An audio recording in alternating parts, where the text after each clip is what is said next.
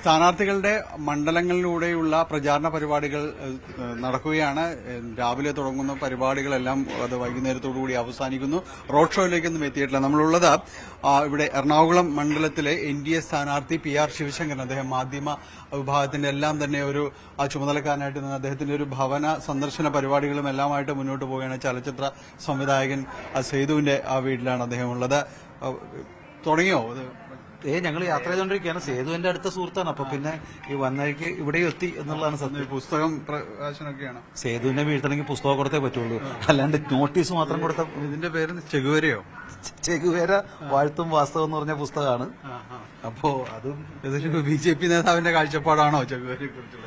തീർച്ചയായിട്ടും എന്റെ സത്യത്തിൽ ഞാനും ചെഗുവേര ആരാധകനായിരുന്നു. നിങ്ങൾ നമ്മളെല്ലാരും പോലെ വായിച്ചു വന്നപ്പോഴാണ് ഇത് മുഴുവൻ ഫ്രോഡാന്ന് മനസ്സിലായത്. അപ്പോ ആ രീതിയിലേക്കുള്ള കാഴ്ചപ്പാടുകളൊക്കെ അവതരിപ്പിക്കുകയാണ്.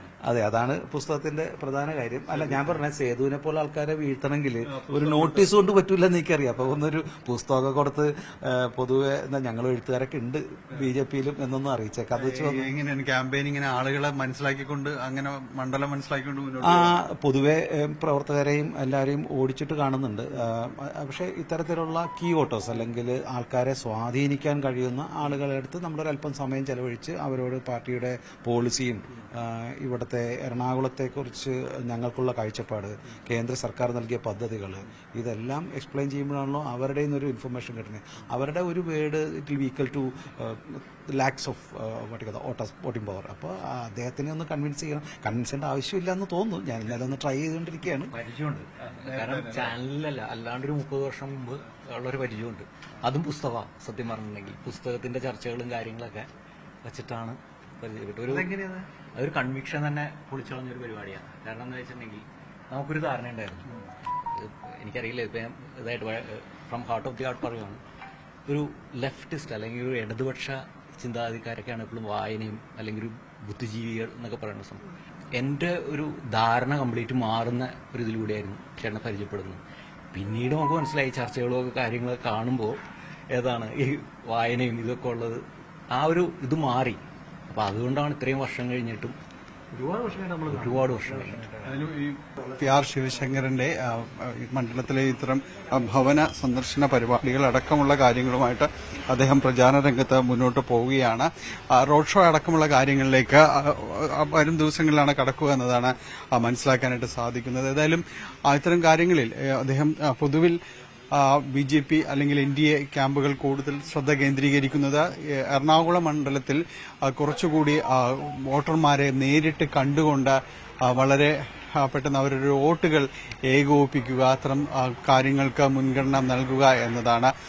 പൊതുവിൽ എറണാകുളത്തെ പ്രതീക്ഷ വെച്ച് പുലർത്തുന്നത് BJP വോട്ടുകൾ കൂടുതലുള്ള ഒരു A ക്ലാസ് മണ്ഡലമായ തൃപ്പൂണിത്തുറ അടക്കമുള്ള ഇടങ്ങളിൽ വലിയ രീതിയിലേക്ക് മുന്നേറ്റം ഉണ്ടാക്കാൻ സാധിക്കുമെന്നുള്ളൊരു പ്രതീക്ഷ BJP കേന്ദ്രങ്ങൾ വെച്ച് പുലർത്തുകയും ചെയ്യുന്നുണ്ട്. ഏതായാലും തൃപ്പൂണിത്തുറയിലടക്കം ഒരു A ക്ലാസ് മണ്ഡലം എന്നതടക്കം BJP നേരിട്ട് മത്സരിക്കുമെന്ന് പ്രതീക്ഷിച്ചിരുന്ന ഇടങ്ങളെല്ലാം തന്നെയുണ്ട്. അവിടെ 2020 കൂടുതൽ സ്ഥലങ്ങളിലെല്ലാം മത്സരിക്കുന്നു എന്നെല്ലാം തന്നെ പറയുന്നു. എത്രത്തോളം സാധ്യത 2020 നിലനിൽക്കുമ്പോൾ കൂടുതൽ BJP വോട്ടുകൾ ചിതറിപ്പോകാതെ നോക്കാൻ കഴിയുമെന്നുള്ളൊരു പ്രതീക്ഷയിൽ തന്നെയാണോ? എറണാകുളത്തെക്കുറിച്ച് BJPയുടെ പ്രവർത്തനങ്ങളെക്കുറിച്ച് ശരിക്കും മീഡിയ അണ്ടർ റേറ്റഡ് ആണ്. ഇവിടെ ഞങ്ങൾക്ക് ശരിക്കും പറഞ്ഞാൽ 17%, എത്ര കാരണം 17% വോട്ടിംഗ് പെർസെന്റേജ് ഉണ്ട്. ഞങ്ങൾക്ക് 17,000 വോട്ടുണ്ട്. 1 ലക്ഷം വോട്ടായിരുന്നു, 17,000 വോട്ടുണ്ട്. 2020 11,000 വോട്ടുണ്ട്. So we may get around 28,000 vote. കഴിഞ്ഞ തവണയൊക്കെ ഇത് സുഖമായിട്ട് ഞങ്ങൾക്ക് ജയിക്കാൻ പറ്റാവുന്ന ഒരു മണ്ഡലമാണ്. ഇന്നത്തെ ഒരു പ്രത്യേകിച്ച് ഈ കേരളത്തിലെ ഏറ്റവും വിദ്യാസമ്പന്നരും അതുപോലെ തന്നെ ഹൈലി ക്വാളിഫൈഡ്, ഹൈലി ഫിനാൻഷ്യലി വേറെ സപ്പോർട്ടൊന്നും വേണ്ടാത്ത അങ്ങനെ ഒരു ടോട്ടലി സിറ്റി ഏരിയ ആണല്ലോ. കേന്ദ്ര സർക്കാരിന്റെ പദ്ധതികളെക്കുറിച്ച് പൂർണ്ണമായ ബോധ്യമുള്ള ഒരു വിഭാഗമാണ് എറണാകുളം സിറ്റിയിൽ. അതുകൊണ്ട് തന്നെ അവർക്കറിയാം എറണാകുളം സിറ്റി എന്ന് വെച്ച് കഴിഞ്ഞാൽ ഡാനി യാത്ര ചെയ്യുന്നതൊന്നും ആലോചിച്ച് നോക്കൂ. അങ്ങോട്ട് തേവരയിൽ ഐലൻഡിൽ നിന്ന് വന്നു കഴിഞ്ഞാൽ port, shipyard, CIFNET, CMFRI, ESI hospital, IT office, GST office, ഇതെല്ലാം കഴിഞ്ഞാൽ പിന്നെ എന്തുണ്ട് ബാക്കി?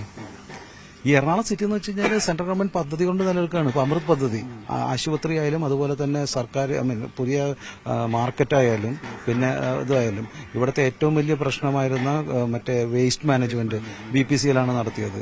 ഈ മറ്റേ വാട്ടർ ബ്ലോക്കേജ്, ഒരു മഴ വന്നു കഴിഞ്ഞാൽ ഇവിടെ റോഡ് മുഴുവൻ ബ്ലോക്കായിരുന്നു. അത് മുഴുവൻ നടത്തിയത് കേന്ദ്ര സർക്കാർ പദ്ധതിയാണ്. 18 കോടി 20 കോടി അത് കൊടുത്തിട്ടുണ്ട്. അപ്പൊ ഈ എറണാകുളത്തെ സത്യത്തിൽ രക്ഷിച്ച് നിർത്തിയത് സെൻട്രൽ ഗവൺമെന്റാണ്. ജനങ്ങൾക്ക് അതൊരു ബോധ്യമുണ്ടെന്ന് തന്നെയാണ്. ഒരു സംശയവുമില്ല. മലയാളികൾക്ക്, പ്രത്യേകിച്ച് എറണാകുളത്തെ പ്രബുദ്ധരായ വോട്ടർമാർക്ക് സംസ്ഥാന സർക്കാരോ ഇവിടുത്തെ MLAയോ ഈ നാടിലെ പ്രശ്നങ്ങൾക്ക് വേണ്ടിയിട്ട് ഒന്നും ചെയ്തിട്ടില്ല എന്ന് ഉറപ്പിച്ചു പറയാൻ കഴിയും. അതിനെയൊക്കെ നമ്മൾ ACB ആയിട്ടുള്ള പരിചയമല്ലേ, വർഷങ്ങൾക്ക് മുമ്പുള്ള പരിചയമല്ലേ ഈ എറണാകുളം ആശുപത്രിയെ കുറിച്ചിട്ട്. അവിടെ ഞാൻ എണ്ണി പറയാം കേന്ദ്ര സർക്കാരിന്റെ പദ്ധതികളെ കുറിച്ചിട്ട്. പല പ്രൊജക്ടും കേന്ദ്ര സർക്കാരിന് അവിടെ 20-30% ഡോക്ടർമാരും ഫിസിയോതെറാപ്പിസ്റ്റ് അടക്കമുള്ള ആളുകളുടെ ശമ്പളം NRHM NRHMU NHA പദ്ധതിയിലാണ്. ഇതിൽ എപ്പോഴും പറയുന്ന ഒരു ലത്തീൻ സമുദായ വോട്ടുകളുടെ ഏകീകരണം എന്നതെല്ലാം തന്നെ പറയുന്നുള്ളൂ. അങ്ങനെയുള്ള കണക്കൂട്ടൽ നടത്താറുണ്ട്. അത്തരം കാര്യങ്ങളിലൊന്നും ഇന്ത്യ വിശ്വസിക്കുന്നില്ല. അതിനപ്പുറം വികസനത്തിൽ വോട്ട് വരുമെന്ന് തന്നെയാണോ? രാജീവ് ചന്ദ്രശേഖർ ഏറ്റെടുത്തതിന് ശേഷം ഞങ്ങൾ പൂർണ്ണമായും അന്ന് തൊട്ട് ഈ തെരഞ്ഞെടുപ്പിൽ മാത്രമല്ല, ഈ കഴിഞ്ഞ മറ്റേ ത്രിതല പഞ്ചായത്ത് തെരഞ്ഞെടുപ്പിലെല്ലാം ഞങ്ങൾ വികസനം മാത്രമാണ് മുന്നോട്ട് വെച്ചിട്ടുള്ളത്. ജാതി മത ചിന്തകൾക്കതീതമായി വളരെ ശക്തമായി കേരളത്തിലെ ജനങ്ങൾ വികസനത്തിന് വോട്ട് ചെയ്യും. കാരണം നമുക്ക് അൾട്ടിമേറ്റ്ലി വിവേകാനന്ദൻ പറഞ്ഞിട്ടില്ലേ, the God has been came as bread in your face. നിങ്ങളുടെ മുന്നിലേക്ക്, വിശക്കുന്നതിന് മുന്നിലേക്ക് ഭക്ഷണമായിട്ടാണ് ഒരു ദൈവം വരുന്നത്.